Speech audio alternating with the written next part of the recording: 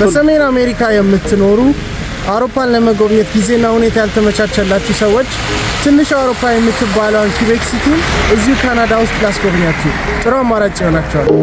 ከ13 የካናዳ አስተዳደራዊ ክልሎች የትልቁ ክልል ኪቤክ መናገሻ ከተማ ኪቤክ ሲቲ ይሰኛል። ኦልድ ኪቤክ ሲቲ ደግሞ የዚህ ዋና ከተማ እውቅና ደማቅ እምብርት ነው።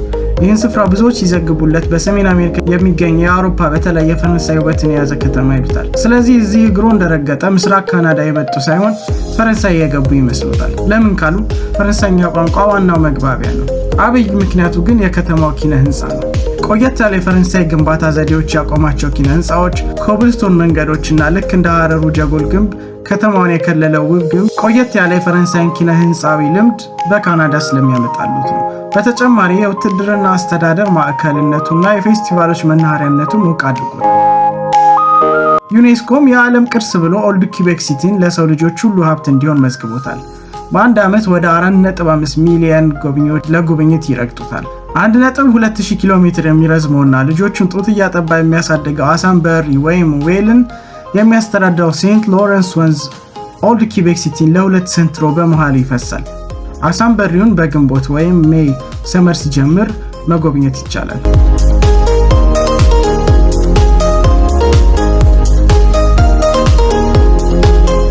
አሁን ላይ ወንዙ የበረዶ ክምር አዝሎ ሲዞር ቆመን ተመለከትን እንጂ በመርከብ ተሳፍረን ለመዝናናት አልቻልንም። ምክንያቱም ዊንተር በመሆኑ መርከቦች በመሰረታዊነት ስለሚቆሙ ነው። ከተማው እንደ ሀረሩ ጀጎል ግንብ ሲትደል ወይም የከተማ ግንብ አለው። ይህም ጥቂት ከጀጎል ግንብ በልጦ ወደ 4.6 ኪሎ ሜትር ይረዝማል። የተገነባው መጀመሪያ ከእንግሊዝ መደበቅ በፈለጉ የፈረንሳይ ሰፋሪዎች ሲሆን ቆይቶ ደግሞ የአሜሪካን ወረራ በፈሩ እንግሊዞች ነበር ተገንብቶ የተጠናቀቀው። ከሜክሲኮ ካምፔቼ ከተማ ግንብ ጋር በሰሜን አሜሪካ አህጉር ሁለተኛውና የመጨረሻው በግንብ የተከበበ ከተማ አድርጎታል። ለጎብኚዎች ከሲትዴል ወይም መኖሪያ ግንቡ ባሻገር ልዩ ልዩ የቆዩ ኪነ ህንፃዎችን በሰፈሩ ወክ በማድረግ መመልከት ይቻላል። ለመጎብኘት የሚያስከፍሉ ህንፃዎች እንዳሉም በነጻም የሚጎበኙ አሉ።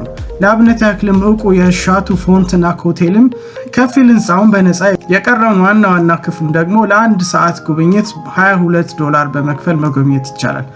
በምስጢር በተካሄደው ኪቤክ ኮንፈረንስ ፍራንክሊን ሩዝቬልት እና ዊንስተን ቸርችል በካናዳ የወቅቱ ጠቅላይ ሚኒስትር ማኬንዚ ኪንግ አግባቢነት ሶስቱም በጋራ በመሆን በሁለተኛው የዓለም ጦርነት ወቅት ጀርመን ላይ የሚወሰድ የእርምጃ ስትራቴጂ እና ዲ-ዴይ ተብሎ የተጠራውን የወረራ እቅድ ተገናኝተው የቀየሱበት ይሄ ፎንተናክ ሆቴል ነው።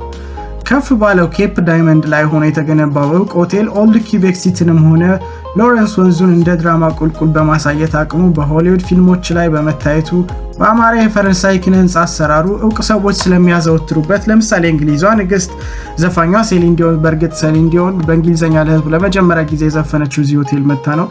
ሌሎች እውቅ ሰዎችም ስለሚያርፉበት ስለነዚህ ምክንያቶች የተነሳ ታዋቂ ሆቴል ሆኗል። ዩኔስኮም ከኦልድ ኪቤክ ሲቲ ግንቦች በተጨማሪ የሰው ልጆች ሁሉ ሀብት ይሁን ብሎ በቅርስነት የመዘገበው ሌላ የከተማው ሀብት ሲሆን የተጨማሪ የጎብኚዎች ምንጭና የመንደሩም ግርማ ሞገስ ሆኗል። ሲትዴል ዛሬም ቢሆን የካናዳ ወታደሮች በመኖሪያነት፣ በሆስፒታልነት፣ አስተዳደራዊ ቦታነት፣ እስር ቤትና ለሌሎች መሰል የውትድርናዊ አገልግሎቶች የሚጠቀሙበት ግንባታዎችን ውስጡ ከተውበታል። ከአንደኛው የዓለም ጦርነት ጀምሮ ዛሬ ድረስ ሮያል 22 ሬጂመንት ሚሊታሪ ቤዝም በዚህ ስፍራ ሲገኝ በካናዳ ከፍተኛ የሚሰኙ ወታደራዊ ተሿሚዎች ገቨርነር ጀነራሉን ጨምሮ ከኦታዋ በመቀጠል የሚኖሩበት ሁለተኛ ስፍራቸው ሆኖ ያገለግላቸዋል። አብሮ ለህዝብ ክፍት ሙዚየምም ስላለው ውትድርናዊ ታሪኮችን ለመጎብኘት ይፈቀዳል። ታሪክና ሚሊታሪ ጉዳዮች ለሚወድ ዓለም ጦርነቱ ጋር በተያያዙ ብዙ የሚመለከቱበት መዳረሻ ነው።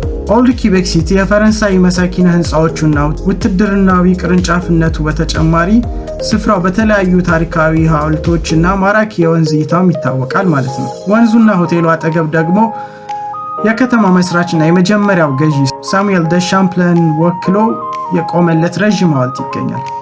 ከስሩ 100 ዓመት ያለፈው ውቡ የጣውላ ደፍሪን ተረንስ መረማመጃም ከወንዙ ትይዩ ከፍ ብሎ እያረማመደ ያገኙታል። ይህ መንደር አሰራሩ ሁሉ ፈረንሳይን ያስታውሰናል ይላሉ ብዙዎች። በሰሜን አሜሪካ እየኖሩ ፓሪስን መጎብኘት ካልተመቸው ይህ ኦልድ ኪቤክ ሲቲ ትንሹ ፈረንሳይ ተብሎ በብዙዎች ተዘግቦለታልና ከታሪካዊነቱም ተቋድሰው ለመመለስ ጭምር ቢጎበኙት ፓሪስን ቀንጭው እንዳይ ይቆጥሩታል። መልካም ጊዜ።